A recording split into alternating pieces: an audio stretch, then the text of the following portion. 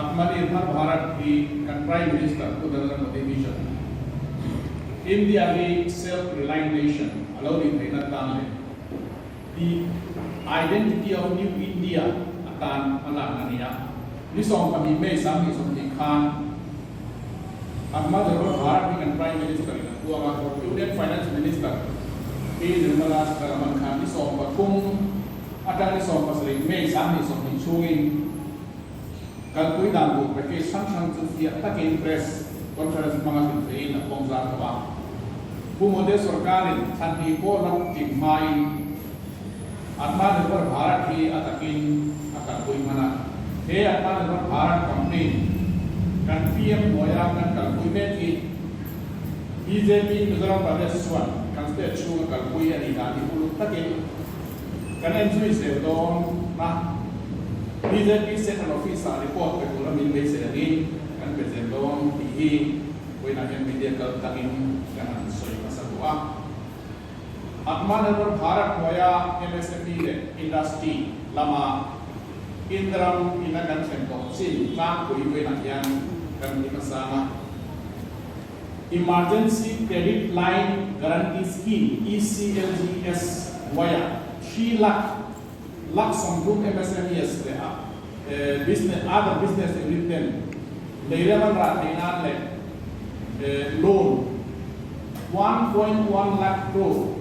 July kat sami so meeting kan sanction ani toa Mizoram state bika ke mani state bika chuan ECGLS waya MSME le other business unit niku mi sang mi zasari so mi pakon na loan sanction ko ni hen singami sang ka sa so mi na loan back so ani ton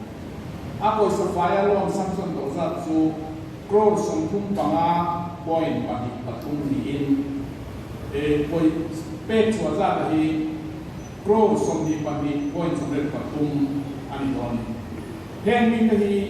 low kontaka atu langa har sat na sang sang alo tan boy to sen lama kan ho tu den ni ngin an ma ni zon suwa ala tu turin BJP Pradesh puna yang kan bon sai mega so law ya chuan relief to MSMEs facing pressure ya kata hian MSME laksom ni unit yang har sat na to making chung da san so nan chon ro sing di Credit Guarantee Scheme sum ruahmanna Central Sorkar so something value something kan distressed asset fund subordinate debt for MSMEs alo siamna chuan chumi lo le chuan hemi micro small and medium to changa po til atang lam mola chuta chuan Union Finance Minister na hemi package ko kan micro manufacturing le service unit ka heten hian asiam dang lam hala kan fiat ani investment ka manufacturing 1 crore at the line kami turnover to ka manufacturing service kan investment 1 crore di line turnover ka annual turnover ka 5 crore small ka 10 crore investment at the line turnover ka 50 crore so medium 20 crore di line 100 crore. Kata kan ibu fakta, kata kan change of definition of micro manufacturing and services. Tu lalu tuan kata ni MSME extend. Mak puang ay bangin sorkar kontrak crore sa China global tender kap ani halani. Hanya MSME le Indian business household kan employment lamzo ASEAN donfa ani ASEAN sakdong ni chulo la chuan kan thira ni EPF support for business and workers atiang MSME le business unit mi za ai tem employee le ho den sum har sakna ba ma an han to san mai lo ma central sorkar chon EPF support system khatak siamin 3.67 lakh MSMEs le business unit tan crore sami zanga ruahmanna siamin hena thokmi 72 somsari pani point pani lakten EPF support hipula ram kuma sormelan hetakan soidu chu kan ai koi motan kan state sorkar coin MSMEs le industry sanction te subsidy hmuhna mai ni lovin partia du sakzong te tam chauh ni lovin ataka kalpui theih tu te tam ruahmanna fel tak siamin kan ramle nam alun lo theihna Aatmanirbhar Bharat Moya scheme sanction te kalpui tu se tiin media kalteng boina hian kan state sorkar kan hari clear ni a chu lo la chuan kan farmer te ba ka hian sanga khoi tu te la to tu ta huam lo to ni Mizoram lo ni tu te point he Aatmanirbhar Bharat Moya KCC lo ni fel ta ka kalpui ni chuan agriculture sanga khoi le ran bul nama mason na nasata action do ni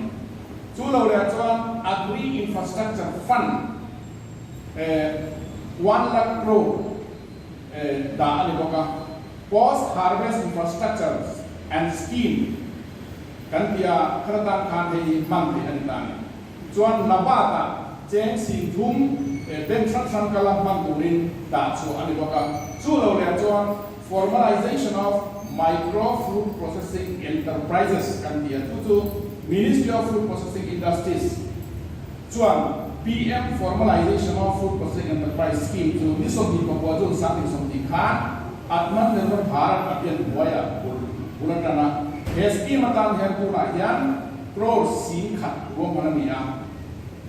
ipuisieta media kal tangin hoina hian kan soi kani Aatmanirbhar Bharat Moya infrastructure reform mala claim an bilang leta ila auction process for commercial mining of coal mines chu bulkan ani kan PM Narendra Modi chuan June ni som pare sam ni som ni khan commercial mining of coal block for 41 coal mines auction so different tan he coal mines he kan ti hian crore som thum pathum investment hi thei pura basically to desire investment hi chuan nang taktan employment ngeni income siam non tan chu lo le chuan industrial park like special economic zone zathum samsari paruk te chu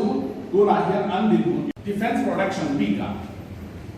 India in kanra thom amoram chunga siamna tam man ro tur leinan chen sing thum sangre zakwa approve ania ramchung industry ten different tama until siam kan lei sak to chu chen sing thum sa kha som thum crore afing chawdoa hemi bika hian foreign direct investment at 49% rangin 74% atuna hian ekan disang so mek ani chuan space industry thil elokela nisom bi pali juna kan cabinet meeting chuan ramchunga private industry sanction space industry at tamzo kan participate theina ta siam dan siam thatin foreign la company sanction tenen ani nel to ton ani nen turin rawhmanna siamna chuan he zongzong koi mota chu RBI relief measures khanita March ni som di pasari le April ni som pasari khan kan ramchunga sumdong ten an har satna sukyan nale amani ki purnatan package chen khat RBI chana siama chung te chu cash reserve ratio CRR yan in hemia wang hian crores nuai khat sing tu samsari sum pen sang man pura ma CRR Bharat Campaign hi kan state sorkar puzoron thama kai soi sorkar hian central sorkar na sum hmuhna satliah atan mai kalpui lovin Mizoram in ele parakan intodelhna tan employment generate na tan ruahmanna fel fek fok